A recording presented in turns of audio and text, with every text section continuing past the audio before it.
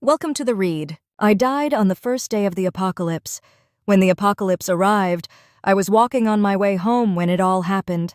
I saw people biting people, many people frantically running away from the bloodied people trying to bit them. I was amazed, glancing around the scene as if it's like the zombie movies that I watched days prior. I felt the danger. I felt chills in my body, and without even thinking, I also start running back home. It's a good thing I was close, only 10 meters away from my apartment building. I rush in and use the stairs all the way to the 6th floor. Enter my apartment and close the door. My knee gave up from the sudden rush, sat unwillingly in the floor, panting and out of breath. There was a knock on the door that jolted me to reality. It was the woman next door. She called to me asking if I'm home and asked if she can come in for a while as she don't have her house keys with her. Momentary able to find the strength, I stand up, opened the door, and saw the woman standing in front the doorway looking all disheveled. My gaze fell on her right arms. The sweater she wear has visible blood on the right sleeves. When the woman noticed my gaze on her injured arms, she hid it behind her. In my previous life, I let her in. At that time, I didn't notice her appearance transforming, and as I turn around to get water, she suddenly pounced on me and bit my neck. I was shocked and screamed from the pain. I struggled, but she was so strong that I can't get free. I can feel the sharp, excruciating pain all over my body as she kept eating me, tore me apart piece by piece with her jaw. Defeated, I know I was a goner and closed my eyes. I suddenly opened my eyes. I still remember the pain of being bitten on the neck. "What's happening?" I thought to myself. Did I reborn? Hearing the things happening outside, in my current state where I sat on the door panting from running the stairs, did I return to before that woman knock on my door? And sure enough, the next door woman came knocking, asking to be let in. The woman utter the same word and the same reason, as if I'm redoing the scene the second time around. Panic surged through my body, and I become motionless and not able to move or speak, as in my mind am processing if this is happening, and fear as I recall my impending death if I open the door. While I was in stupor, the woman, assuming I was not home, didn't wait and went to another neighbor's door in the apartment and asking the same thing. To let her in. The unsuspecting neighbor like me before let her in. And soon after, a loud scream came from there. The woman turned into zombie. He is a goner, just like me in the previous life. My name is Alex, 25. I am a simple civil servant. A day earlier, as I was going home, I happened to pass by a supermarket offering buy one take one promotions on all their stocks. Due to the supermarket changing owner, the stocks needed to be clear out fast. Thinking of the big deals and all the saving I will get, I went on the grocery spree. I bought a lot of boxes, noodles, and snacks.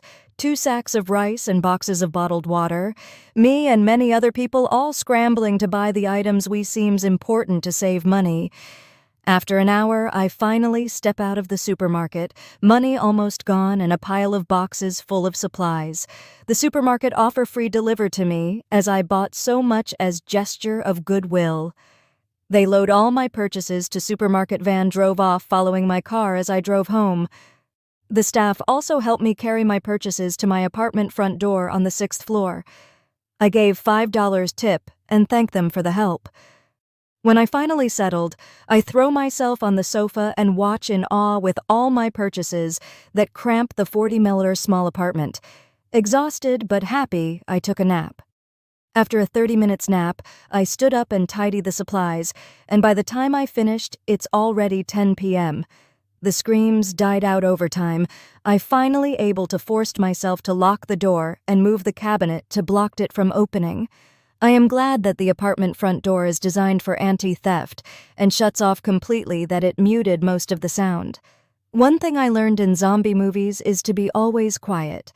I don't know if it's true since it's only a movie, but I think there's no harm believing it. I closed all the windows with black curtains and not dare turn on the lights in the apartment. I stayed home quiet as a mouse and constantly checking the news for the update. In those times, I filled up the bathtub with water and all other container that can store water. Eat only ready-to-eat food like biscuits and cake pockets, and not dare cook that emit smells. I endure the heat in the day and wrap myself on blankets in the cold nights. I don't dare make sound or let anyone know I'm home, knowing that with the food I got from yesterday, it is enough to keep me alive for a year. Food that requires cooking or boiling left untouched. I'm scared that others who run out of food will turn into demons. Human nature, when faced with death, will be the most scariest, violent creature than zombies. I lived alone. No parents, no boyfriend, and no more fake friends. After getting the civil servant job, those fake friends got all jealous and envious. They stopped communicating with me. They even removed me from the group chat. I felt sad, but then forgot about them, as civil servant job is too time-consuming that I don't have enough time to think of anything else but work. I only have one day off a week. I'm too tired to go out and just prefer to stay home, watch movies, and not move an inch. I set one day to buy everything I need for food and necessities good for weeks, as I really just want to rest on my precious day off. I rarely sleeps. I have a baseball bat on the ready and kept on living like a ghost. Months have passed. No news, and I got so white, devoid of sun exposure. Got skinnier, but alive. Today, something big happened. I heard cars drove into the complex and gunfires are heard. I peeked through a window and saw people firing gun at the zombies downstairs. There are around 10 of them. 8 men and 2 women. They easily dispose those 5 zombies, rushing at them with no difficulty. As I observe them, I notice they are not the police or soldiers. They all look so rugged with tattoo. I got a bad feeling about them. They managed to clear the zombies and started barging onto the houses. Next time I heard are screams and gunshots. I got chills and danger ringing all over my head. Just as I feared they do this to all the apartments. They kill both the living and the death. What cruel people. In the current state, only the strong survive. Weak will have to hide or die. I have to hide. Soon they reached 6th floor on my apartment building. They barged to the next door neighbor first, but no one was there. They took everything as they were to barge my apartment next. It's already 10 p.m., and they are all exhausted and hungry. The leader, tired, said they will continue tomorrow, confident that there's no threat. They went back below next to their car and tent. I was so scared. My heart almost jumped out of my head. If I don't do anything, tomorrow I will surely be spotted and die. I am panicking and straining my head on what to do. Then I remember something. The next door apartment that they just rummaged was Ryan's apartment. It has a secret room. I decided to check it, and since they cleared the zombie, it's safe for me to go out my room. I peek and listen for minutes and make sure no one is around. I venture out my apartment. I didn't use any light as they might spot it. The moon give enough light and my eyes already acclimate to the darkness. I moved to the next door apartment.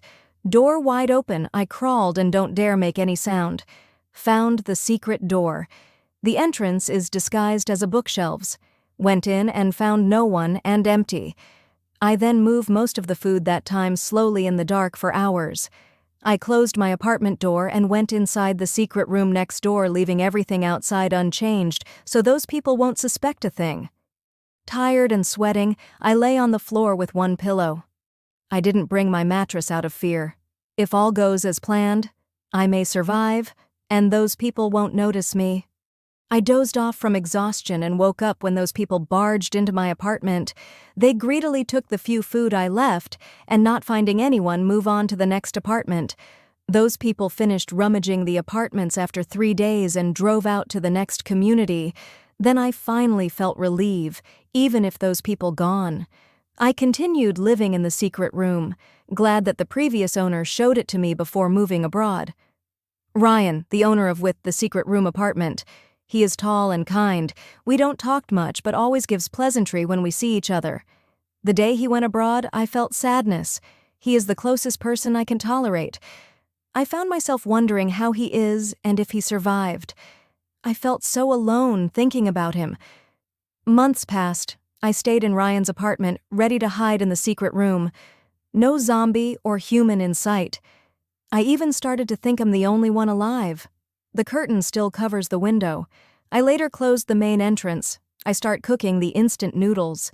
Not afraid anymore. I got accustomed to living like this. This has been going on for another more months until I heard helicopters. Soon the water and electricity started working again. I turned on the TV and it's broadcasting that the zombies all eradicated and vaccines has been mass produced. I was rescued. got vaccinated, and happy that I see a lot of survivors like me while in the rehabilitation camp. To my surprise, I saw a familiar face. Ryan. He saw me and went straight to me and hugged me. He is so happy I survived. I told him how I manage and using his secret base that saved me from those dangerous people. That day on and days ahead, we were inseparable. My reborn was not in vain. I managed to survive by just not letting the woman in. Next story. The Island of Rebirth. A month before everything fell apart, I found myself dazed. Back to the time I was called off to see the manager of company I work.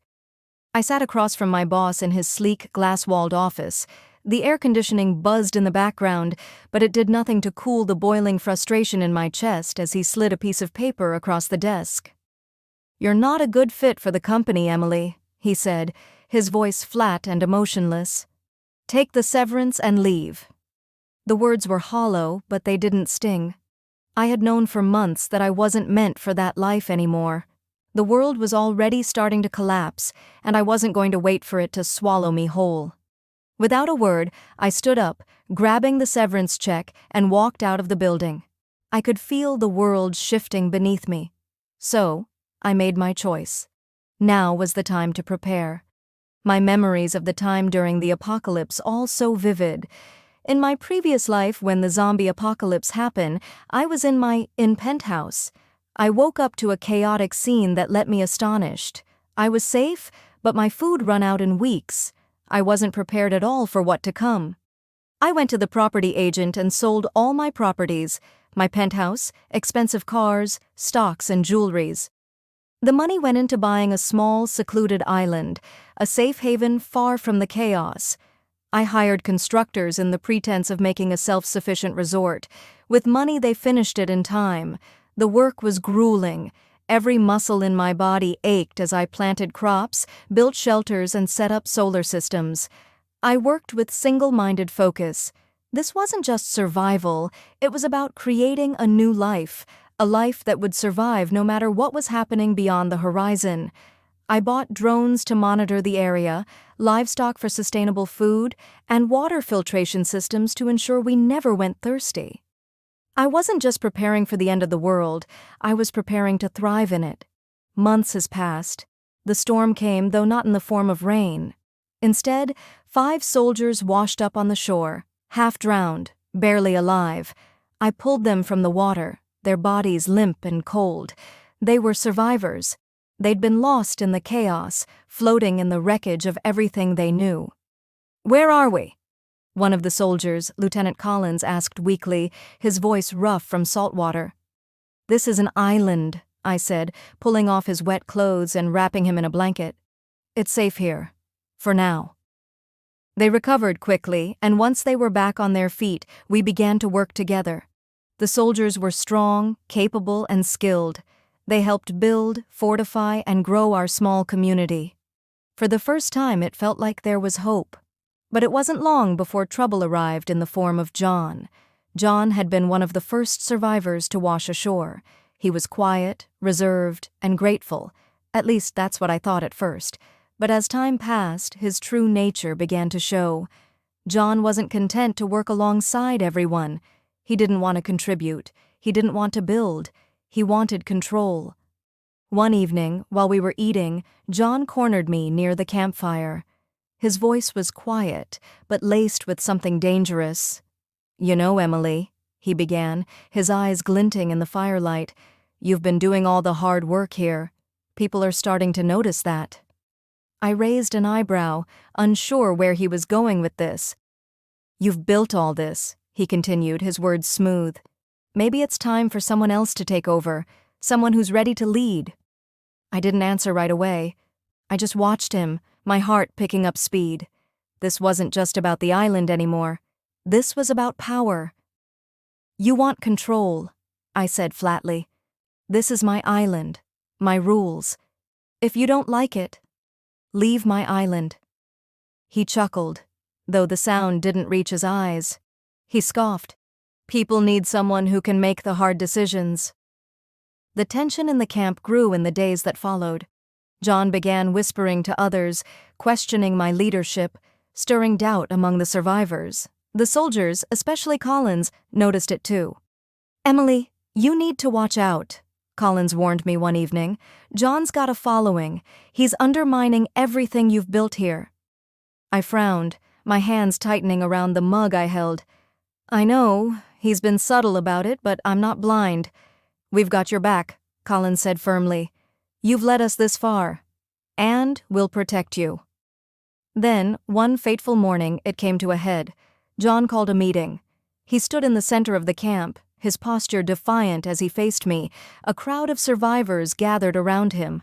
"I'm taking control of this island," he announced, his voice loud and commanding. "This place needs a real leader, not someone who hides behind her decisions." My heart sank as I stepped forward, my voice cutting through the air. "John, you don't own this island. You don't help around, no contributions to the community, yet you desire my position?" He sneered, taking a step toward me. "You should die." Before I could respond, he lunged at me, his hands outstretched, grabbing for my throat. I didn't even have time to think. I reacted on instinct, stepping aside just in time as he crashed into the ground. "Get away from her!" Collins's voice rang out. He was there in an instant, grabbing John by the shoulders and shoving him back. "You'll regret this," John hissed, his eyes burning with rage. But Collins wasn't done. He held John back with a strength that made him stagger. "You're not in charge here, John. Emily is. And you're not going to destroy everything we've worked for." John tried to fight back, but Collins held him steady, his grip unyielding. I could see the fury in John's eyes, but I wasn't afraid, not with Collins there. John thrashed, but it was useless. Collins had him pinned, and I could see the way the others watched, waiting for my command. "Take him to the shore," I said, my voice cold. "He doesn't get to stay here." John struggled, but Collins' hold was strong. Together, the soldiers marched him toward the water's edge, John shouting and cursing every step of the way. "You'll pay for this!" he screamed. But Collins didn't let him get the words out. With a final shove, he forced John toward the rocks at the water's edge, making sure the force of it sent him stumbling. John fell to the sharp rocks beneath him with a sickening thud, his body crumpling against the jagged surface. He tried to push himself up, but the current pulled him down, and with one final wave, the water swallowed him whole. There was no dramatic last scream, no final words, just the sound of the waves, the eerie silence after. I stood there, my chest tight, watching the water recede with the tide. It was done. John was gone. Collins walked back to me, his face grim but resolute. "You okay?" I nodded slowly, though a part of me still felt heavy. "Yeah, but it didn't have to come to this." "No," he agreed, "but some people don't deserve to be safe.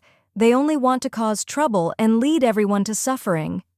I looked around at the others, survivors who had watched the scene unfold. They were still here, still with me. The trust, the bond we had built together, was still intact. "We'll make it," I said, looking at Collins. "Together." The small island now resembles a small community, people already forgotten the outside world and living peacefully and comfortably. Occasionally, we sent soldiers to the mainland to scout and observe the situation. They come back with bad news. Then, 3 years has passed and the soldier came back on board a Navy ship. Western countries already found the zombie vaccines and actively helping other nations to fight the zombies and raise back to their feet. Soon, they reach our country and found our small island soldiers.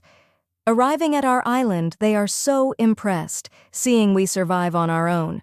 They help us by leaving a radio tower and promise to inform us if we can go back to the city. We were so happy. The last day in our stay in the island, we celebrate, eager to start anew in the city. Me and the soldiers and a few survivors decided to stay. We said our goodbye and hope for the better. The end. I hope you liked the story. Please like and subscribe. Thank you for watching.